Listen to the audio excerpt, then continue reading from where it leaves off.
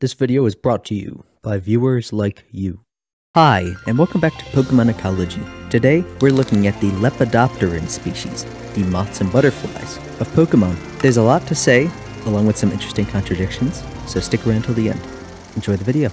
Caterpie's body is obviously colored green to blend in with leaves, but I won't be talking much about larva coloration because it's either for camouflage or a toxicity warning, no in between. However, the giant eyes are an interesting development that I will talk about more with Metapod. Like so many insects, Caterpie releases a horrible stench when threatened. It also happens when touching the horn. In Caterpie's inspiration, this is the horn's exact purpose. The Pokedex claims, however, that the horn is its feeler, corrected later to be its antennae, meaning that it blasts at the stench because you're assaulting its senses with your hand. While looking at Caterpie's entries, I noticed something unusual. It specifies that it covers itself in silk and becomes a cocoon. The thing is, silk cocoons are moth-specific. Butterfly larvae make chrysalises to protect themselves, which are exoskeletons. However, Metapod's moon entry does say that it's just a bug shell, and I'm inclined to believe the sun and moon entry over others, as this is when the most interesting and most correct entries are made. Metapod otherwise has basically nothing interesting other than flipping between calling the shell fragile and like an iron slab. So the Caterpie eyes I mentioned. While Pokemon development and real-life development both come from experience, it means two different things. A child does not physically progress to adulthood just because they experienced more. However, we see exactly that in Pokemon with a few exceptions. Real-life caterpillars have fake giant eyes on their body to scare away predators, but Caterpies are real. While our caterpillars have no need to see particularly well, the pupil stage of all these Pokemon even make an effort to view the world. Considering what I just postulated, I'd think the large eyes and exposed eyes in the pupil stage are specifically to enable the Pokemon to view the world and experience more, aiding rapid development through these vulnerable early stages in life. Or I'm thinking too hard about a game mechanic. Finally, with this line, we have Butterfree, probably the biggest pain in the butt for this video. Right off the bat, we have a problem. Butterfree collects honey from flowers to take back to its nest. First off, honey doesn't come from flowers, it comes from honeybees. Second, butterflies don't return to their nests. They lay eggs and leave. It's clear that they regret this, as Ultra Moon specifies nectar and not honey, with BDSP even correcting the DP entries, but Sword and Shield use another copy-pasted honey entry. It's a good thing they gave it the incorrect mouth part. I can't imagine a butterfly successfully drinking honey with a proboscis. On topic with that, Butterfree may be a moth and not a butterfly. The mouth part is absolutely incorrect for a butterfly, but there are moths with something similar to this. However, it's unclear, and also it shouldn't be drinking nectar with this mouth. It's inefficient. To end it off with this line, Butterfree's wings are coated in a rain-repellent toxic dust. This enables it to collect honey in the rain. While toxic wing dust is something we see in butterflies and moths, it's not used as a defense mechanism actively. The butterfly is eaten and the culprit vomits. Butterfree being able to actively use them while causing ruined flight does enable them to continue living after a predator attack to spread more of its genes. Venonat is morphologically strange for a caterpillar. While we have plenty of small fuzzy caterpillars, they're not really ball-shaped except for this one. The benefit of a rounded body like this is better heat control, but insects don't often need that. Maybe this is a winter climate species. If only we could know, it's only ever in 2 regional dexes. The poisonous furs on its body mean that something does or did predate it. Considering it's nocturnal, it may primarily be hunted by Hoot Hoot. It's also stated to be attracted by light at night. We don't know for what reason moths do this in real life, but the larval stages wouldn't be doing this according to any of our known theories. However, its eyes are large and apparently emit light. It also catches insects at night, so it might use these bright eyes to attract insects for predation. Also, they shoot beams. Curiously, there's no transitory stage between Venonat and Venomoth, or at least no obtainable Pokemon for it. Venomoths also hunt at night. While we do see carnivorous caterpillars, there aren't any carnivorous moths aside from ones that drink blood. But it's not a massive leap in logic. Venomoths also have poisonous scales, which is nothing new, but they're rarely more dangerous than a sour taste or vomit. Meanwhile, Venomoth scales cause a whole slew of problems, even being color-coded. While we sadly don't see different colors aside from shinies, Venomoth does have concept art and an unused Gen 3 sprite showing yellow coloration, presumably indicating paralysis. Initially, I had ignored this dex entry from the anime. Tiny scales on its wings disperse various spores when they are flapped. However, it does come with an interesting potential theory. Venomoth's poison powders may not be its own, and it instead has a mutualistic relationship with fungi. It's afforded efficient defense, and this defensive action spreads the fungus's spores. This isn't even too absurd. Even humans have mutualistic relationships with tons of bacteria, so does Brachydios. This could also be how the scale coloration works. Purple represents poison fungi, and yellow represents paralytic fungi. So I have an interesting theory for Wurmple, because a caterpillar turning into a butterfly or moth because of its personality is ridiculous. I think Wurmple is two species of caterpillar, one of whom looks identical to the other as a form of mimicry. We see this very often in real life. One species, typically non-poisonous, will mimic one that is poisonous. That way, it doesn't have to expend energy to generate poison, but predators will still believe it's poisonous. Wurmple feeds on the saps of trees. It shares this with Nincada, but I doubt they compete as they have different habitats. According to Diamond, it also eats leaves. Its consumption of sap, though, likely contributes to poison creation. Caterpillar poison typically comes from diet. In some trees, sap is toxic. And Wurmple doesn't get poison point as an ability, by the way, is because, according to a dex entry, their poison is actively applied with their spikes rather than kept as a defense. Silcoon and Cascoon both look out of their cocoons. This is to prepare defense against incoming attacks, though they cannot retaliate. Cascoon also holds grudges for anything that fought them while they were cocooned. I don't know of any grudge-based aggression or predation in the real world, but I do know that this happens with other Pokemon species like Tinkaton. Silcoon also drinks moisture through its cocoon, which is built of twigs and silk, quite similar to Burmy. Also, it's pretty common for species in the real world that last over winter to drink water while pupating. Beautiflies have a long, needle-like proboscis that they use to stab prey and drain them of fluids. There are moths that do this to live prey, but also butterflies will drink blood and just about anything else.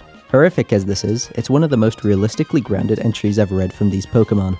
The dex entries repeatedly mention Beautifly's wings being strikingly pretty. To me, they're not really more impressive than a Butterfree's. It's likely just going to use them to attract mates too, so there's nothing interesting there. It may be toxic, and the brightness is used to signal this toxicity, but nothing explicitly states that it is. It just tends to be that poisonous larvae make poisonous adults. Dustoxes use their antennae to look for food. Antennae are mainly for hearing and smelling, so it either listens for it or sniffs it out. Considering their diet is leaves, I'd imagine it'd smell. These Pokemon, drawn to city lights, often strip the sidewalk trees of their leaves. Coincidentally, cherry and pear trees are often planted along street sidewalks in cities, which have distinct smells. These may also be the source of the toxicity in their scales, as cherry trees do have toxin in them.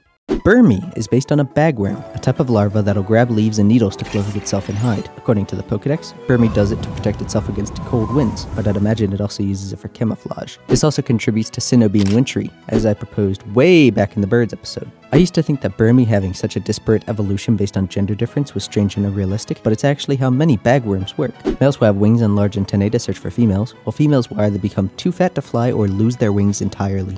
Moths apparently love honey from flowers and will steal it from Combi. And if someone would like to help me translate Japanese Pokedexes to English, that'd be very helpful. This is the second time that honey has been gathered from flowers, and I can only assume that nectar and honey were somehow mistranslated as they're fixed in later dex entries. Moving on though. Moths scatter steel-colored scales as they fly, similar to the other Lepidopteran Pokemon. This time, however, they're not poisonous. This begs the question of why they do it, and I have a really good guess. It attracts predators. Since one male moth can get with many female moths, the survival of a species' males is not often prioritized. In some cases, possibly this one, the survivability is intentionally thrown away. A predator that's eaten a Mothim is too full to eat a Wormadam, or more likely it's sufficiently distracted and the Wormadam has time to hide herself in her eggs. Wormadam change appearance, by the way, based on environment, which is pretty common in real life, and the biggest and most relevant example is the peppered moth. These moths are normally white to blend in with lichen that grows on trees, but in areas where pollution is thick, they end up being near solid black to blend in with the soot-covered walls and tree trunks of cities. This is even more fitting considering Wormadam has a city-specific camouflage where it wears discarded gum. Now I'm not going to talk about Larvesta and Volcarona. Larvesta shoots fire so hot that it vaporizes iron. Also, their dex entries focus on mythology rather than biology, so there's basically nothing to talk about anyway, other than that I once raised a Cecropia moth, its inspiration I think, from egg to adult. That's pretty cool. I don't have any pics though. So Scatterbug. As the name implies, scatter paralytic powders to protect themselves from predators. Those hairs are reminiscent of an organ some caterpillars have that actually sprays out defensive gases. This is likely how Scatterbug would pull this off too. Additionally, the powders causing paralysis in and of itself aren't exactly something we see in caterpillars that I can think of, but there are a few covered in hairs that cause intense pain. The pus caterpillar, possibly also the inspiration for Venonat, causes a pain on contact so intense that it can be lethal. The powder that covers its body helps regulate temperature, similarly to fur in mammals. This allows these Pokemon to adapt to any climate, which plays into Vivillon's different patterns. Such widespread existence isn't something we see one for one with anything in the real world, and this actually is where I think we finally cross the realism line, aside from the liberal use of temperature numbers in the Pokedex. These Pokemon will be so heavily isolated from one another that they could be unviable with each other. It only takes a couple generations for this to happen in more extreme cases like many Galapagos species, so I'd be very surprised if the isolated Lentil Island Vivillons were capable of reproducing with Vivillons from Kalos or Paldea. It also might be that they can live anywhere, and that this mechanism was developed because of the the intense climatic variations on its home continents. Kalos, Paldea, and Lentil have some very varied biomes. Also, Pokemon Scarlet's entry is an acknowledgement of how caterpillars actually get access to poison in the first place, which is nice. All I have to say about Spupa comes from Scarlet's entry and Violet's entry. Scarlet's entry talks about how they retaliate with their sharp fur and poisonous black powder. Two things to note here. The coating on its body is not a cocoon, or at least not just a cocoon, but is instead part of its body. This is in line with the wording of the rest of the Pokedex entries, but it's just strange that it doesn't really need to pupate at all, instead just entering the strange life stage. The poisonous powder is black, meaning that the red and yellow confetti might not be poisonous. It could be that these are just added threat or fright mechanics used to startle potential predators. Such a colorful explosion would surely distract or frighten a bird.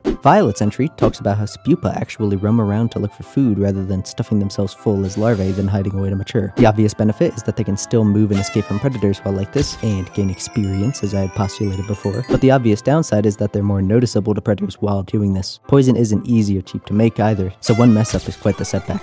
Vivillon's entries disprove my earlier scatterbug theorization. Pokemon are in fact found all over the world. Additionally, all of the entries just focus on that being the case. It's almost like this final stage was just an advertisement for X and Y having been a worldwide simultaneous release. Regardless of that, each variation has some pretty striking patterns, leading me to believe that the species retains its poisonous attributes into adulthood. Out of curiosity, I did poke around for Lepidopterans with big distributions of variations, and found one that has 13 different subspecies across sub-Saharan Africa. Neat!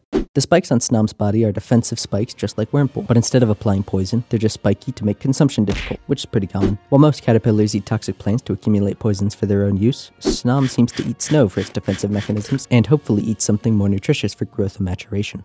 Frostmoth's wings are cold enough to freeze chlorine and mercury solid. Its large antennae means it heavily relies on means other than sight to locate food and others of its kind, which is clear because they probably blend into the snow really well. It also uses its antennae to sense wind currents, sending out scales to drift along them. It's very territorial, so it may be doing this to ward off other frostmoths. I initially was excited that this Pokemon appears to have no mouth, as many moths in real life lack mouths, but it drinks spring water, so it does indeed have a mouth. And that was the Lepidopterans.